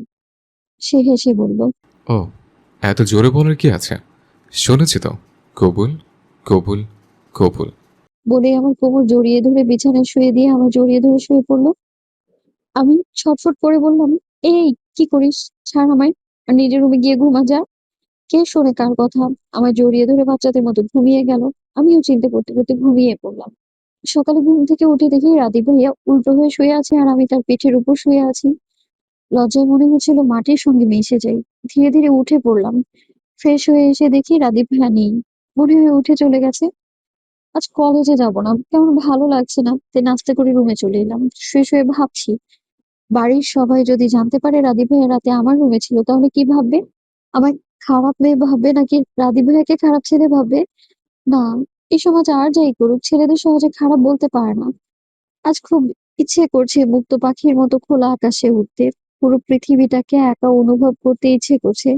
আকাশ পানে ঘুরে ঘুরে আমার মনের রাজাটাকে খুঁজে বের করে তার সঙ্গে খুব সুন্দর একটা সংসার করতে ইচ্ছে করছে, যার পুরোটা জুড়ে শুধু আমি থাকবো। এসব ভাবতে ভাবতেই আবার কখন যেন ঘুমিয়ে পড়েছি জানিই না। ঘুম থেকে উঠে দেখি ১২টা বাজে। উঠে গোসল করে বাইরে গেলাম। দেখি মা রান্না করছে। আমিও মায়ের কাছে গিয়ে টুকটাক কাজ করে দিলাম। দুপুরে খেতে বসেছি, আমার ঠিক সামনেই রাদীপ ভাইয়া বসে খাচ্ছে। হঠাৎ রাদীপ ভাইয়া বলল, কাকু আর বাবা, আমার বন্ধু জিসানের 6 তারিখে বিয়ে। তোমরা তো জানো জিসানের বাবা তোমাদের দাওয়াতও দিয়ে গেছে, আমাকে যেতে বলেছে। হুম, কখন যাবি? বিকেল 5টায় যাব, আর এই কয়েকদিন ওখানেই থাকবো। কাকু, আমি ভাবছিলাম রাহিকেও আমার সঙ্গে নিয়ে যাব। হুম, যা সমস্যা নেই, কিন্তু ওকে কখন একা ছাড়িস না। আর আমরা 6 তারিখে যাব। ওকে। রাহি, তুই রেডি থাকিস, বিকেলে যাব। আমি বললাম, ভাইয়া আমি আম্মুদের সঙ্গে যাব, তুই আজ চলে যা। ওর দিকে তাকিয়ে দেখি চোখ বড় বড় করে আমার দিকে তাকিয়ে আছে। হঠাৎ কেউ আমার পায়ে খুব জোরে লাথি মারলো। আহ! এই তোর কি হলো? আমি বুঝলাম কাজটা রাদীপ ভাইয়ার। কিছু না আম্মু, আমি রুমে যাচ্ছি বলেই চলে এলাম। একটু পর রাদীপ ভাইয়া আমার রুমে এসে বিছানায় এসে আমার হাত টেনে তার পাশে বসালো। আমার গালে হাত রেখে শান্ত গলায় বলল, আমাকে ভরসা করিস তো? আমি কোনোদিন তোর ক্ষতি হতে দেব না, আর কাউকেই করতে দেব না। আর আমি তোর সঙ্গে যাই করি না কেন, সেটা আমার অধিকারের মধ্যে করে। তোর উপর আমার সম্পূর্ণ অধিকার আছে। তাই বলছি, প্লিজ জেদ করিস না, বিকেলে আমার সঙ্গে চল। তোকে ছাড়া যে আমার ভালো লাগবে না। আমার কপালের সঙ্গে কপাল লাগিয়ে আবারও বলল, আমি জানি আমি তোর সঙ্গে খারাপ ব্যবহার করি, কিন্তু কি করব বল। মাঝে মাঝে তুই এমন কিছু করিস যা নিজের রাগটা কন্ট্রোল করতে পারি না। আজ তোকে ছুঁয়ে কথা দিলাম, সারা জীবন আগলে রাখবো তোকে। প্লিজ কখনো আমাকে ছেড়ে যাস না, পাগল হয়ে যাব। হুট করে ঠোঁটে আলতো করে ঠোঁট ছুঁয়ে রুম থেকে বেরিয়ে গেল সে। রাদীপ ভাইয়া কি সত্যিই ভালোবাসে আমায়, নাকি শুধু নিজের সম্পত্তি মনে করে আমাকে? বিকেলে আমি আর রাদীপ ভাইয়া বেরিয়ে পড়লাম জিসান ভাইয়ার বাড়ির উদ্দেশ্যে। বাইকে বসে আছি চুপচাপ, কথা বলতে ইচ্ছে করছে না। কিছু দূর যাওয়ার পর হঠাৎ একটা মেয়ে এসে বাইকের সামনে দাঁড়ালো। মেয়েটাকে আমি চিনি, রাদীপ ভাইয়ার বান্ধবী জারা। খুব স্মার্ট, শুধু স্মার্ট বলে ভুল হবে, ওভার স্মার্ট। ছোট ছোট জামা কাপড় পরে রাস্তা মাঝে রাদীপ ভাইয়াকে জড়িয়ে ধরে বলল, হাই বেবি, দেখো না জিসানদের বাড়িতে যাচ্ছি, মাঝ রাস্তায় আমার গাড়িটা নষ্ট হয়ে গেছে। তুমিও তো যাচ্ছ তাই না? চলো তোমার সঙ্গেই যাই। রাদীপ ভাইয়া আর কথা বাড়ালো না। হঠাৎ আমাকে দেখে জারা বলল, আরে রাহি, তুমি কোথায় যাচ্ছ? ও আমার সঙ্গে জিসানদের বাড়িতে যাচ্ছে। ও, আমি বাইকে বসার আগে জারা আপু দুই দিকে পা দিয়ে রাদীপ ভাইয়াকে জড়িয়ে ধরে বসে পড়লো। রাদীপ ভাইয়া বলল, যারা, কি হচ্ছে এসব? কি ছাড় বলছি। তুই পেছনে বস, এখানে রাহি বসবে। বেবি, তুমি এমন করছো কেন আমার সঙ্গে? আজ একটু না হয় ও পেছনেই বসুক। রাহি, তোমার কি কোনো প্রবলেম হবে? আমি বললাম, না আপু তুমি বসো, আমি তোমার পাশে বসছি। আমার কথাটা মনে হয় রাদীপ ভাইয়ার পছন্দ হয়নি। আমার দিকে রাগী চোখে তাকিয়ে জারাকে বলল, তুই কি পেছনে যাবি, নাকি তোকে এখানে রেখে যাব, কোনটা? জারা পর কিছু বললো না, কারণ কথাটা রাদীপ ভাইয়া খুব জোরে বলেছে। আমি ভালো মেয়ের মতো রাদীপ ভাইয়ের পাশে বসে পড়লাম। আর জারা আপু আমার পেছনে। হঠাৎ রাদীপ ভাই আমার হাতটা নিয়ে তার কোমরে জড়িয়ে রেখে গাড়ি চালাতে শুরু করলো। যত সব ঢং। জিসান ভাইয়াদের ড্রয়িং রুমে বসে আছি রাদীপ ভাইয়ার পাশে। হঠাৎ শান্ত ভাইয়া এসে আগ বাড়িয়ে কথা বলতে শুরু করলো। লোকটাকে আমার একটুও পছন্দ না। শান্ত হলো রাদীপ ভাইয়ার বন্ধু। আমার গা ঘেঁষে বসে একের পর এক প্রশ্ন করছে। তখনই রাদীপ ভাইয়া আমাকে তার জায়গায় বসিয়ে দিয়ে আমার জায়গায় নিজে বসলো। শান্ত ভাইয়াকে উদ্দেশ্য করে বলল, ভাবি হয় তোদের, সম্বন্ধে কথা বলবি। বুঝতে পারছিস কি বললাম?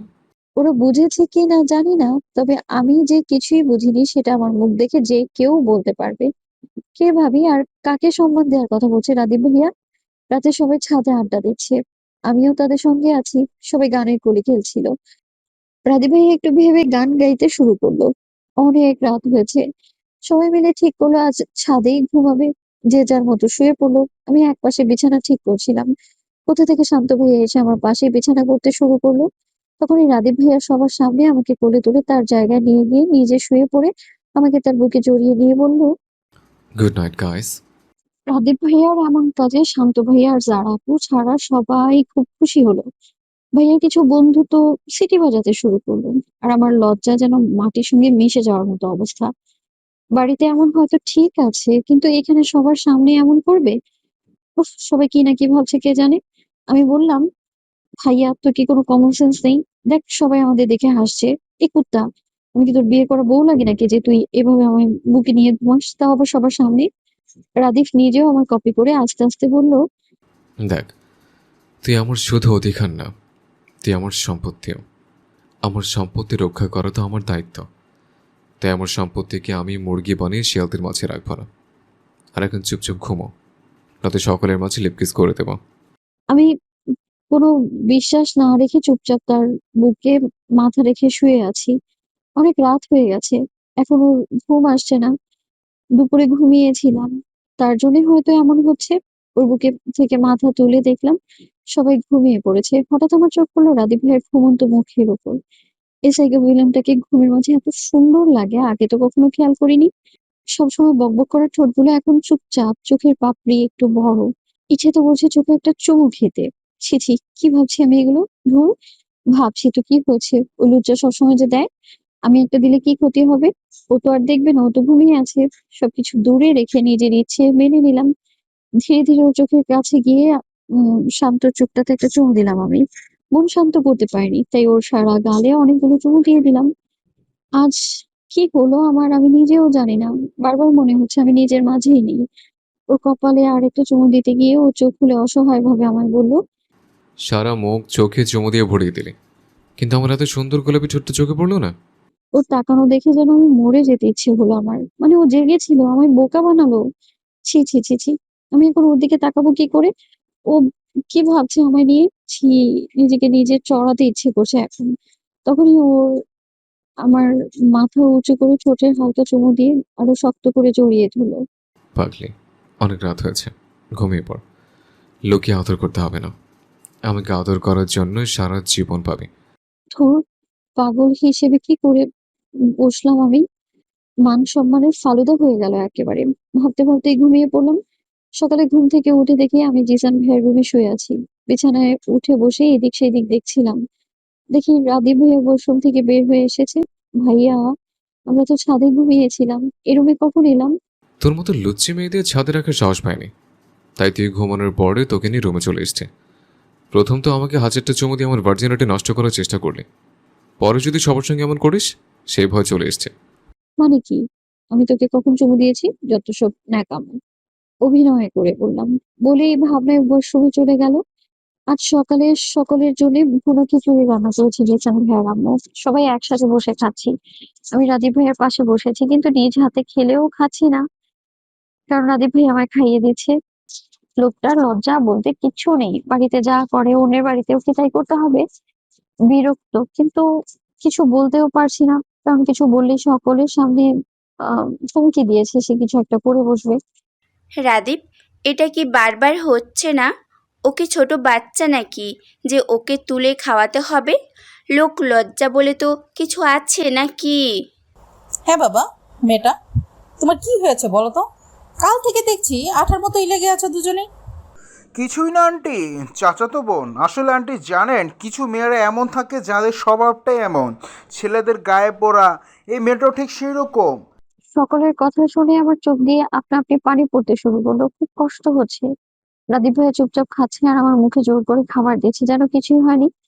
এবারে চুপ করে বসে থাকতে পারলাম না। উঠে আসার চেষ্টা করে রাদীপ ভাইয়া আমার হাত ধরে আবার বসিয়ে দিল আর বলল, রাহি চুপচাপ খাবার শেষ করলো। রাদীপ ভাইয়া বলল, চুপচাপ খাবারটা শেষ কর। আরেকবার মুখে খাবার তুলছে। তার এমন আচরণে সকলেই অবাক। খাওয়ার পর হাত মুখ মুছে যারা আপুকে বলল, হ্যাঁ, এবার বল, কে যেন বলছিলে? ও ছোট বাচ্চা, তাই তো? হ্যাঁ, ওই সারা জীবন আমার কাছে ছোট বাচ্চার মতোই থাকবে। রাদীপ ভাই আমার দিকে তাকিয়ে বলল, আর লোকলজ্জা তোর মুখে এসব কথা মানায় না। নিজের শরীর তো পুরোই বের করে রেখেছিস, শরীর দেখে তো লজ্জা করে না? আমাকে তো তুই থাক সেসব কথা। আমার রাহি তোর মতো বাজে মেয়েরা, বুঝতে পেরেছিস? ও তোর মতো নিজের শরীরের সাইজ কাউকে দেখায় না। আর আন্টি, আপনাকে বলছি, এই মেয়ে আমায় টেনে নিজের কাছে নিয়ে, আমার দুনিয়া। তাকে ছাড়া আমার পুরো দুনিয়া অন্ধকার। ও আমার নিঃশ্বাস, ও আমার প্রশ্বাস। আর হ্যাঁ, এই মেয়েটার প্রতি আমার আইনগত সম্পূর্ণ অধিকার রয়েছে। আশা করি আমার কথা বুঝতে পেরেছেন। আর যারা তোকে বলছে, কোনোদিন যদি আর রাহিন নাম মুখে নিস, তাহলে তো পুরো জীবনটা নরক বানিয়ে দেব। Good night. আমার দিকে ঘুরে আমার চোখের পানি মুছে দিয়ে কপালে একটা চুমু দিল আমায়। কেউ কিছু বললে চুপ করে থাকতে নেই, প্রতিবাদ করতে শিখতে হয়। মনে রাখিস, অন্যায় যে করে আর অন্যায় যে সহ্য করে, দুজনের সমান অপরাধী। সারাদিন সবাই কাজে ব্যস্ত ছিল। রাদীপ ভাইয়া তার বন্ধুরা কাজ করছে। আর জিসান ভাইয়া, মালিশা আপুর সাথে ফোনে কথা বলছে আর কাজ করছে। মালিশা আপু হলো জিসান ভাইয়ার হবু বউ। আমি জিসান ভাইয়ার আম্মুর সাথে টুকটাক কাজ করছি। আন্টির সাথে আমার আগে থেকেই পরিচয়। আন্টি আমায় খুব ভালোবাসে, নিজের মেয়ের মতোই আগলে রাখে। এর মাঝে রাদীপ ভাইয়া কাজ করছে আর মাঝে মাঝে এসে জিজ্ঞেস করছে। রাহি, কিছু লাগবে নাকি? আন্টি বলল, রাদিফ তোকে খুব ভালোবাসে। খুব। আমি যে ওর ছোট বোন, তাই এত ভালোবাসে। পাগলি মেয়ে, কে কেমন ভালোবাসে এটা যদি এখনো না বুঝিস তাহলে চলবে না। মানে? কিছু না, এক সময় তুই নিজেই আমার কথার মানেটা বুঝতে পারবি। জিসান ভাইয়ার রুমে বসে আছি।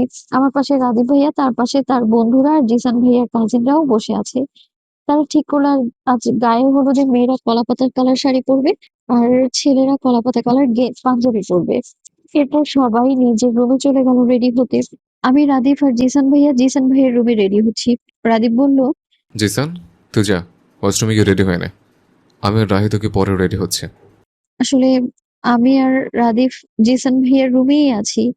এই রুমটা মনে হচ্ছে আমাদের। আমরা দুজন একসাথেই থাকি। আন্টি বা জিসান ভাইয়া কেউ কিছু বলে না, সবাই জানে আমরা আলাদা থাকি। শুধু আন্টি আর জিসান ভাইয়া জানে আমরা একসাথে থাকি। আমি ভাবতে পারি না কেন তারা কিছু বলছে না। জিসান ভাইয়া রেডি হয়ে রুম থেকে চলে গেল। রাদীপ ভাই আমার হাতে একটা লেহেঙ্গা ধরিয়ে দিয়ে বলল, এটা পড়ে যা। আমি বললাম, কিন্তু সবাই তো শাড়ি পরবে ভাইয়া, আমি কেন একা লেহেঙ্গা পরবো? আর এটা তো তুমি কখন কিনলে? রাদীপ ভাইয়া বলল, রাহি, আমার বেশি কথা বলা পছন্দ না। তুই শাড়ি পরে সকলের সামনে যাবি না, আর একটা কথা শুনতে চাই না। আমি বসে আছি, তুই যা, রেডি হয় না। আমি ওর কথা শুনে ভ্রু কুঁচকে তাকিয়ে রইলাম। রাদীপ বলল, এইভাবে তাকিয়ে কি দেখিস? যা, রেডি হয় না। আমি আর কথা না বাড়িয়ে ওয়াশরুমে চলে গেলাম।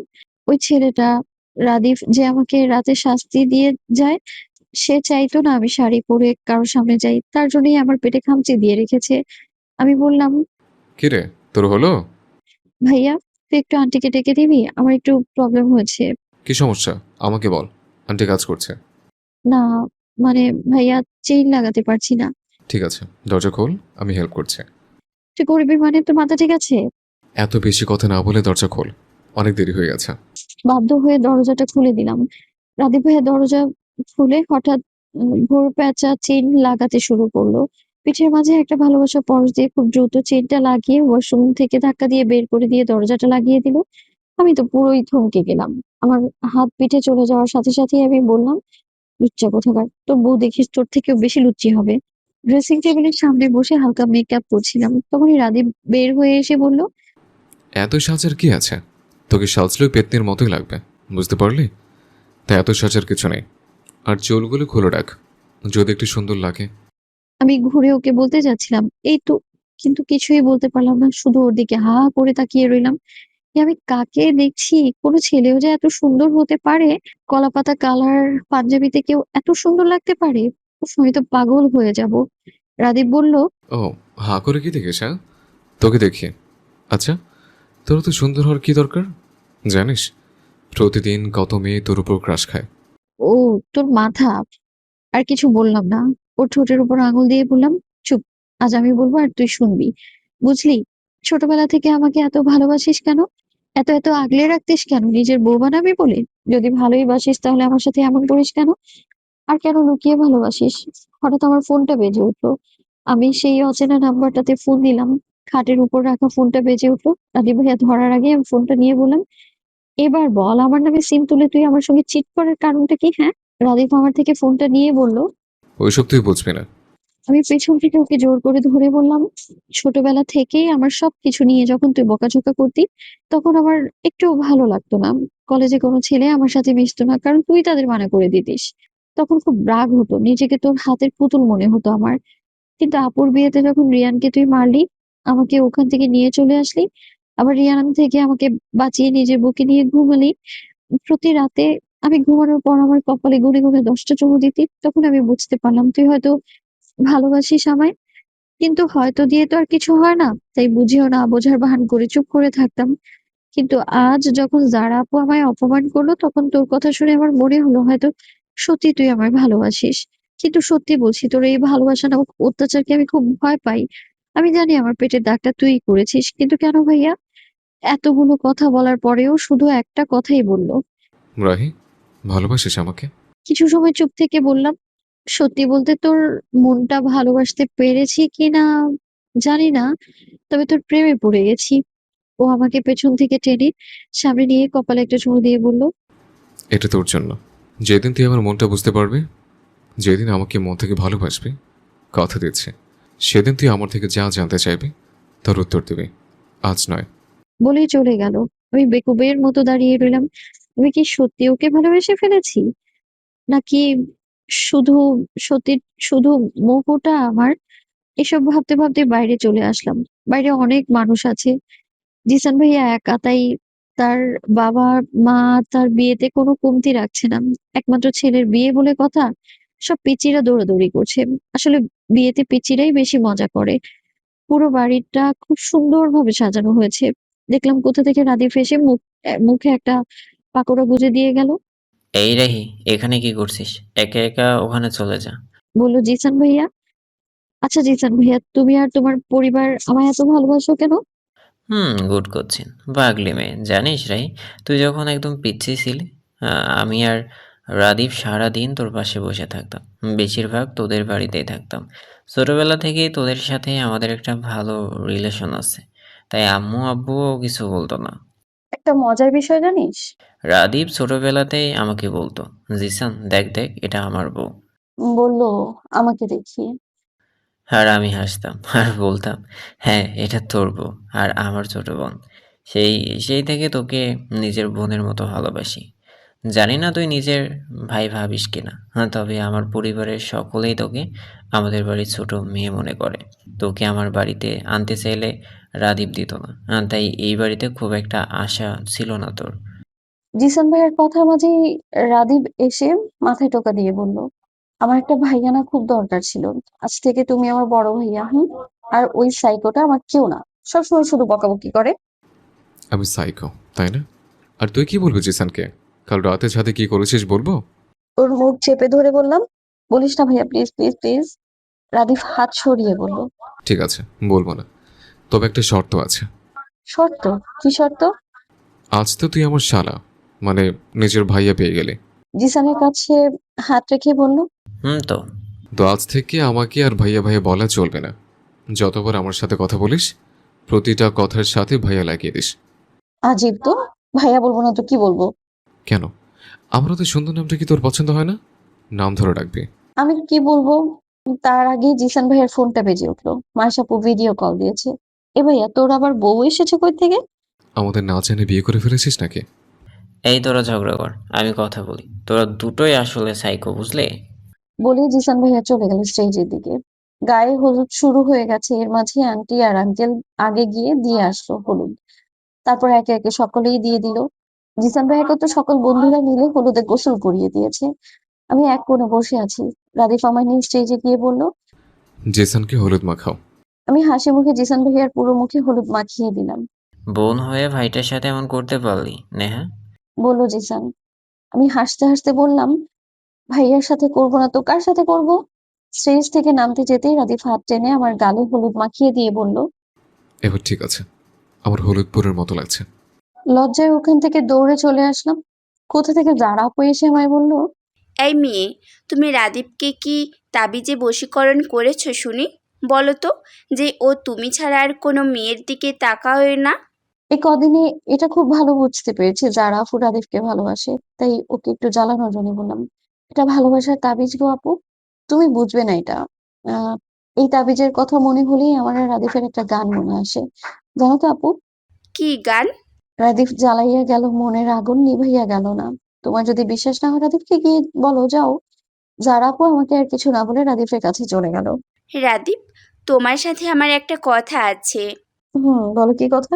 আচ্ছা রাদীপ, তোমার তাবিজের কথা মনে হলে কিসের কথা মনে পড়ে? তখনই রাদিফের ফোনে টুক করে একটা এসএমএস এলো। এসএমএসটা আমিই দিয়েছি। রাহি জ্বালাইয়া গেল মনের আগুন, নিভাইয়া গেল না। রাদিফ তাই করলো, জারাকে এই কথাটাই বললো। আমি জারা আপুর পাশে গিয়ে জোরে জোরে হাসতে লাগলাম। আমার হাসতে দেখে জারা আপু রেগে চলে গেল, কিন্তু আমার তো হাসি থামছেই না। রাহি, কাহিনী কি বলতো? রাদীপ বলল, ও তুই বুঝবি না, তোর বয়স হয়নি বোঝার। বলেই ওখান থেকে চলে আসলাম আমি। এটা ও কি বলে গেল? আমার বোঝার বয়স হয়নি? তোকে তো আমি পরে দেখে নেব। সবাই মিলে ঠিক করা হলো আমরা মাইশা আপুকে হলুদ দিতে যাব। আর আমাদের সাথে জিসান ভাইয়াও যাবে। যেই ভাবা সেই কাজ, সবাই একসাথে বেরিয়ে পড়লাম। ওখানে গিয়ে জিসান ভাইয়াকে সবাই মিলে মুরগি বানানো শুরু করে দিয়েছে। মাইশা আপুর বাবা বলল, জিসান তুমি এখানে? জিসান ভাইয়া কিছু বলার আগেই রাদীপ ভাইয়া বলল, আসলে আঙ্কেল, মাইশাকে গায়ে হলুদের সাজে কেমন দেখতে সেটাই দেখতে এসছে। বলেই সবাই মিলে হাসতে শুরু করলো। মাইশা আপুকে সবাই মিলে হলুদের রানী বানিয়ে বাড়ির দিকে রওনা দিলাম। গেটের ভেতর দিয়ে বাড়ির ভেতর যাচ্ছিলাম। আমার একপাশে দাঁড়িয়ে আছে রাদীপ আর একপাশে জারা আপু। হঠাৎ ব্যথায় চিৎকার দিয়ে উঠলাম। রাদীপ আমার হাত ধরে বলল, কি হয়েছে? আমি ইশারায় আমার পা দেখালাম। পায়ের ভেতর একটা পিন ঢুকেছে। ব্যথা সহ্য করতে না পেরে কান্না করে দিলাম। রাদীপ সকলের মাঝে আমায় কোলে তুলে নিয়ে বাড়ির ভেতর চলে এলো। বাড়ি ভর্তি মানুষ আমাদের দিকে তাকিয়ে আছে। রাদীপ আমাকে সোফায় বসিয়ে দিয়ে আস্তে করে পায়ের থেকে পিনটা বের করে ঠিক করে দিল। রাতে রাদীপ জোর করে আমাকে কোলে টেনে ধরে ঘুমিয়ে পড়লো। আমি আর কিছুই বললাম না। সকালে ঘুম থেকে উঠে দেখি ও এখনো ঘুমিয়ে আছে। মনে হচ্ছে ওর মন খুব শান্ত। গালে ছোট ছোট দাড়িগুলো খুব সুন্দর লাগছে দেখতে। আনমনে ওর গালে হাত চলে গেল আমার। পাগল, এতটা ভালোবাসে কিন্তু এতদিন মুখে বলেনি। ওর কপালে একটা চুমু দিয়ে ফ্রেশ হতে চলে গেলাম। এসে দেখি ও খাটে বসে আছে। কিরে ভাই, এভাবে বসে আছিস কেন? আমি কিছু বলার আগেই রাদীপ আমার হাতে একটা শপিং ব্যাগ দিয়ে বলল, আজ বিয়েতে এটা পড়বি? বলে ওয়াশরুমে চলে গেল। ব্যাগ থেকে বের করলাম একটা সাদা গাউন। সোনালী সুতোর কাজ করা, খুব সুন্দর। ভাইয়ের চয়েস আছে বলতে হবে, নয়তো আমার মতো সুন্দর মেয়ের প্রেমে পড়বে কে? তাই নাকি? পাগল, তোকে কে বলেছে তুই সুন্দর? আমি হাসি মুখে বললাম, পাগল হতে যাব কেন? আমি যদি সুন্দর না হতাম তুই কি আমার প্রেমে পড়তি বল? তোর মাথায় গোবর ছাড়া কিছুই নেই রাহি। ছোট থেকে আমি কোনো সুন্দর মেয়ের সাথে কথা বলি না। আসলে সুন্দর মেয়েতে আমার অ্যালার্জি আছে, তাই তো তোর মতো পেতনিকে বিয়ে করেছে। আমি কিছু বলতে পারিনি। ওর ঠোঁট দিয়ে আমার ঠোঁট দখল করে নিল। একটু পরে ছেড়ে দিয়ে বলল, মুখ থেকে শব্দ বের করবে, তোর সাথে কিস ফ্রি পাবি। ভালো চাস তো? যা, জামাটা পরে এসে তোর একমাত্র বরকে দেখা। বিয়ে বাড়ির সবাই কাজে ব্যস্ত। রাদীপ ওর বন্ধুদের সাথে কাজ করছে আর জিসান ভাইয়ার সাথে ফাজলামো করছে। দুপুরে মা, কাকিমা, কাকু চলে আসে। আব্বু আটকে পড়েছে কাজে। মা, কাকিমা আমার সাথে কথা বলতে আসে। আমি সেখান থেকে চলে যাই। কারণ তারা সবাই আমার সাথে চিট করছে। ২টার দিকে আমরা সবাই যাত্রী হিসেবে বেরিয়ে পড়ি। বেশিরভাগ গাড়িতে, কেউ কেউ বাইকে। আমি রাদীফের বাইকে যাচ্ছি। মাঝপথে রাদীফ হঠাৎ বাইক থামালো। কিরে ভাইয়া, ওরা তো চলে যাচ্ছে। আমি আর কিছুই বলিনি। রাদীপ পেছন থেকে ঘুরে দু হাত আমার দুগালে রেখে আমার কপালে চুমু দিয়ে আবার ঠিক হয়ে বাইক চালালো। আমি পুরো থমকে গেলাম। এ কি হলো? এ হারামি কি সত্যি লজ্জা কিছু নেই রাস্তার মাঝখানে?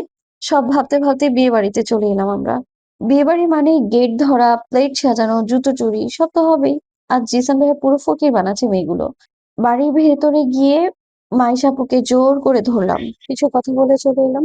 খুব সুন্দরভাবে সাজানো হয়েছে বাড়িটা। আরো কত ইচ্ছে ছিল এইভাবে সাজে বসে থাকবো। আম আর আমার বরমশাই এসে আমায় বিয়ে করে নিয়ে যাবে। কিন্তু রাদীফের কারণে সব ইচ্ছে পানি হয়ে গেল। ভাবতে ভাবতে খাবারের টেবিলে গিয়ে বসলাম। সবাই আমাদের সঙ্গে বসলো। রাদীফও ওর বন্ধুদের ফেলে আমার কাছে এসে বসলো। কি রে, মা কাকিমার সাথে কথা বলছিস না কেন? ও, সরি, খেয়াল ছিল না। আসসালামু আলাইকুম শাশুড়ি মা। আসসালামু আলাইকুম আন্টি। রাদিফ, মেয়েটা পাগল হয়ে গেছে নাকি? না মা, আসলে আমি ওকে বিয়ে করেছি। ও জেনে গেছে, তাই এমন করছে। ও জানে তোমরা সব জানো। ওকে কিছু বলনি, তাই হয়তো অভিমান করেছে। চিন্তা করো না, ঠিক হয়ে যাবে। আমি চুপচাপ চেয়ারে বসে আছি।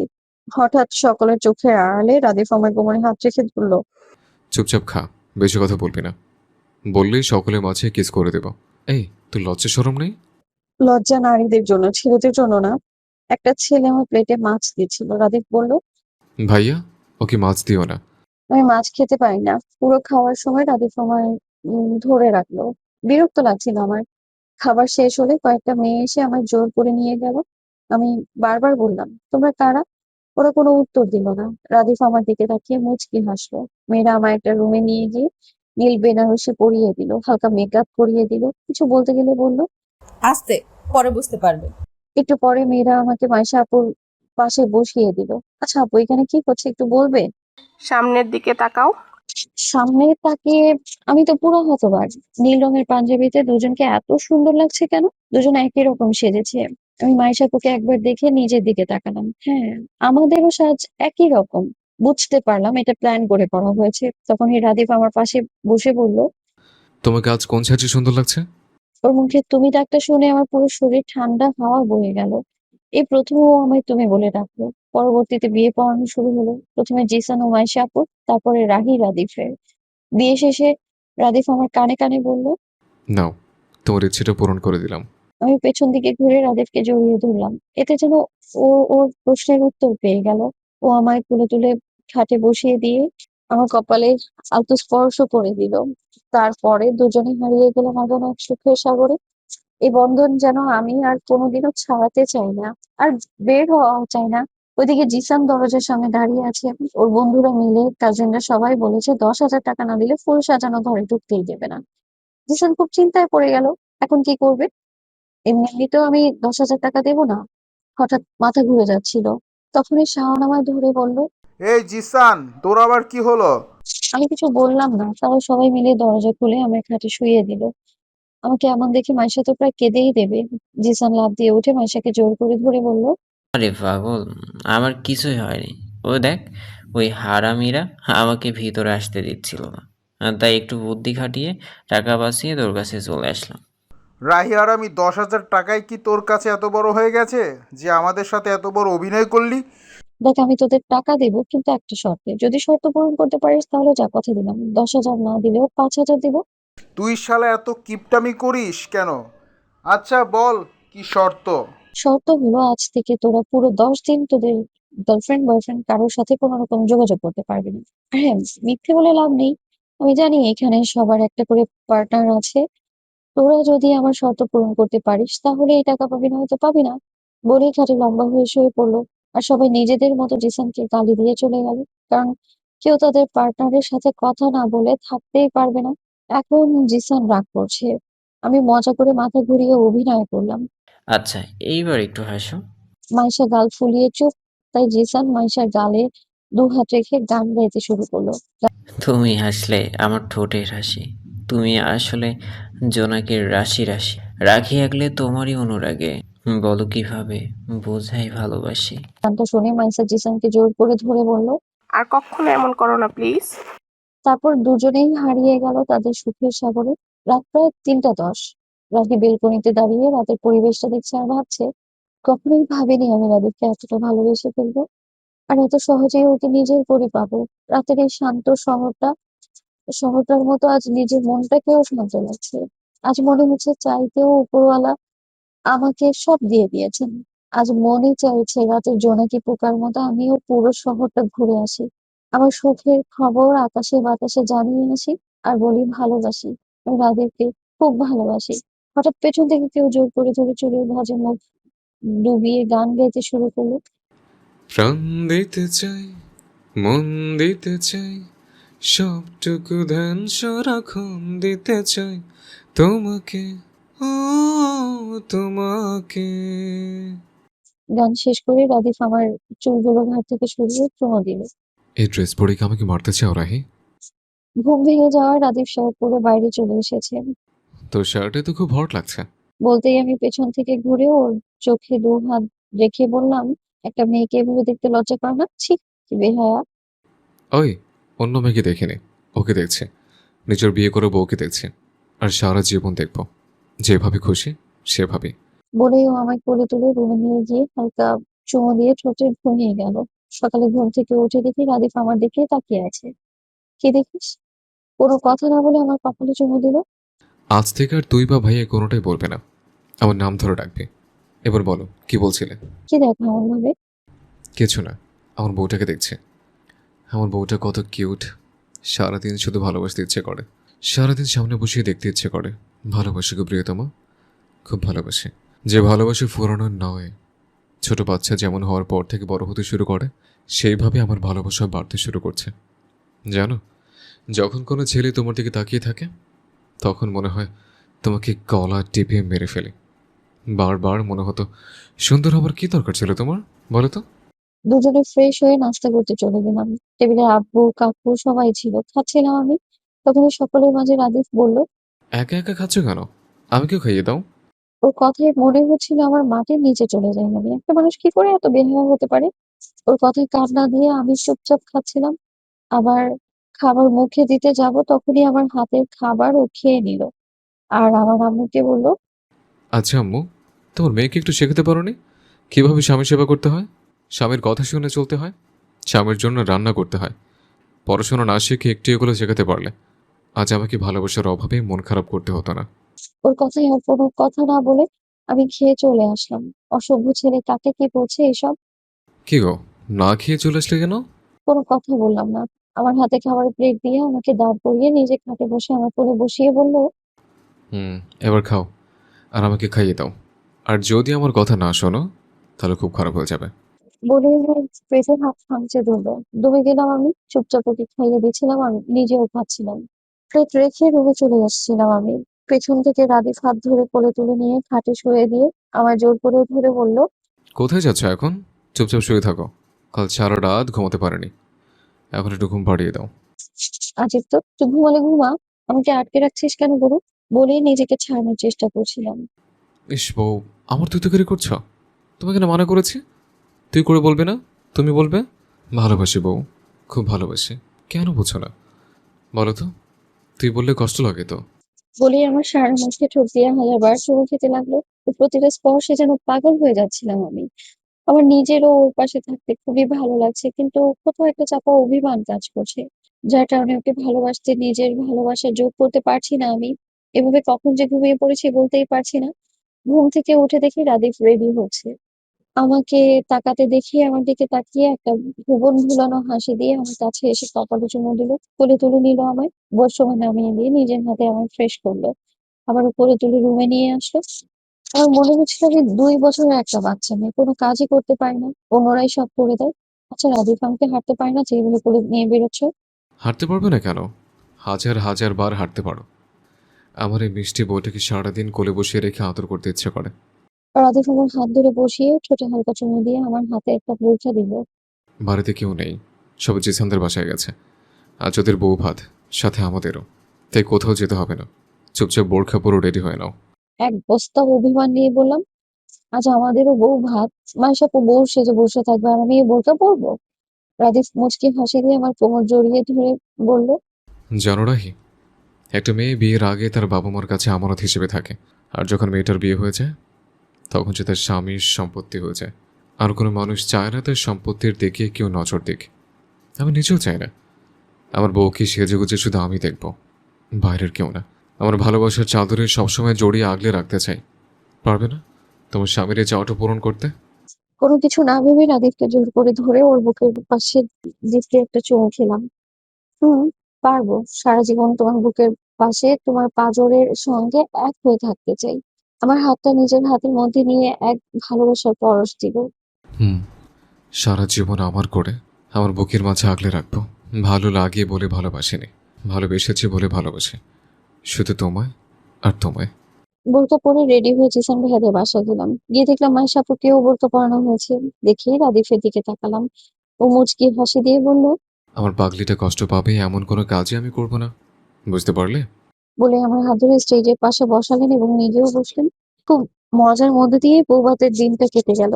আজ আর আমাদের বাড়ি যেতে দিল না কেউ। সবাই জিসান ভাইয়াদের বাড়িতেই ফুল সাজানোর ব্যবস্থা করেছে। একটু আগে পার্লারে কোনো মেয়ে এসে আমায় আকাশি রঙের লেহেঙ্গা পরিয়ে বউ সাজিয়ে ফুল দিয়ে সাজানো খাটে ঘোমটা দিয়ে বসিয়ে রেখে গেল। নিজেকে এখন কেমন যেন সত্যি সত্যি বউ বউ বউ মনে হচ্ছে। নিজের মাঝে খুশি কাজ করছে। কলেজ খুললেই বন্ধুদের বলতে পারবো লকডাউনের মাঝে আমার বিয়ে হয়েছে। আমার কি সুন্দর কপাল! বন্ধুদের আর টাকা খরচ করে খাওয়াতেই হলো না, ভাবতেই আরো বেশি খুশি লাগছে। হঠাৎ দরজা খোলার শব্দে তাকালাম। উম, দেখে চোখ সরাতে পারছি না। এক সুদর্শন পুরুষ আমার দিকে এগিয়ে আসছে। আজ যেন বেহায়া চোখও সরাতে পারছি না। আমি এতটা বেহায়া নিহাতি এভাবে না দেখলে কেউ বুঝতেই পারতাম না আমি। কি গো, কে দেখছো এভাবে? এইভাবে তাকালে তো আমার নিজেকে কন্ট্রোল করা দায় হয়ে যাবে বউ। লজ্জায় চোখ সরালাম। আর সত্যি রাধিকাকে অনেক সুন্দর লাগছে। নীল রঙের পাঞ্জাবি, উপরে কালো কোট, মুখে খোঁচা খোঁচা দাড়ি, একদম পারফেক্ট লাগছে। আমার ভাবনার মাঝে রাধিফা আমায় কোলে মাথা রেখে বলল, একটু চুল টেনে দেবে? আমি বাধ্য মেয়ের মতো ওর হাতে চুলে হাত দিলাম। একটু পর হঠাৎ করে ও আমার কোলে মাথা রাখা অবস্থায় পেটের মাঝে বারবার ডিপলি চুমু খেলো। আচমকা এমন হয় আমি ওর চুল খামচে ধরলাম। ও আমার পেটে আরো দুটো চুমু দিয়ে আমায় জোর করে শুয়ে দিল। আমার বুকে মাথা রেখে বলল, জানো রাহি, কত রাত না ঘুমিয়ে কাটিয়ে দিয়েছি। ঘুমোতে পারতাম না, সবসময় তোমার বুকে মাথা রেখে তোমাকে জোর করে ধরে ঘুমোতে ইচ্ছে করতো। সবসময় ভয় হতো, যদি তোমাকে হারাই তাহলে আমার কি হবে বলো। বাঁচতে পারতাম না তো তোমাকে ছাড়া। জানো, যেদিন খুব বেশি তোমার কাছে থাকতে ইচ্ছে করতো সেদিন রাতে তোমার খাবারের মধ্যে ঘুমের ওষুধ দিতাম, আর রাতে তোমার রুমে গিয়ে তোমাকে জোর করে ধরে ঘুমিয়ে পড়তাম, আর তুমি ঘুম থেকে জাগার আগে আবার আমার রুমে চলে আসতাম। জানো, সত্যি এতগুলো বছর খুব কষ্ট হতো তোমাকে ছাড়া থাকতে। আমি ওর কথা খুব অবাক হলাম। এতগুলো বছরে এইভাবে রাত কাটাতো? বুঝতে পারছিলাম ও আমার বুকে মুখ লুকিয়ে কান্না করছে। তাই ২ হাত দিয়ে ওকে খুব শক্ত করে জড়িয়ে ধরলাম আমি। ও আস্তে করে আমার গলাতে চুমু দিয়ে আমার মুখের দিকে তাকিয়ে বলল, আমার একটা তোমার মতো টুকটুকে মেয়ে চাই, দেবে? লজ্জায় আমি ওর দিকে মুখ লুকালাম। ভালোবাসার মানুষটার প্রতিটা স্পর্শে যে জাদু আছে আজ সত্যিই মনে হচ্ছে। আজ যেন ওর মায়া জড়ানো সাগরের মাঝে থাকতে ইচ্ছে করছে আমার। ওর প্রতিটা স্পর্শের উত্তর দিতে ইচ্ছে করছে। সকালে ঘুম থেকে উঠে নিজেকে রাদিফের বাহুতে পেলাম। হালকা করে ওর চুলে হাত নাড়িয়ে দিলাম। এতে যেন ও আমাকে আরো শক্ত করে জোর করে ধরে রাখলো। অনেক চেষ্টা করেও নিজেকে ওর থেকে ছাড়াতেই পারছিলাম না। তখন ডাকলাম, রাদিফ, এবার ছাড়ো না, অনেক বেলা হয়ে গেছে, বাইরে সবাই কি ভাবছে বলো। রাহি, আর একটু ঘুমাতে দাও। এমন করো না। তুমি জানো না, কতদিন পরে আজ আমি এত শান্তিমতো ঘুমাচ্ছি। তোমার শরীরের গন্ধ যেন আমার ঘুমের ওষুধ। তাই চুপচাপ শুয়ে থাকো, আর নয়তো আমাকে আদর করো। বলেই আমাকে আরেক দফা নিজের কাছে টেনে নিল। এবার যেন আমার দম নিতেও কষ্ট হচ্ছিল। এটাকে ভালোবাসা বলে নাকি? ভালোবাসা নামক অত্যাচার বুঝতে পারছিলাম না আমি।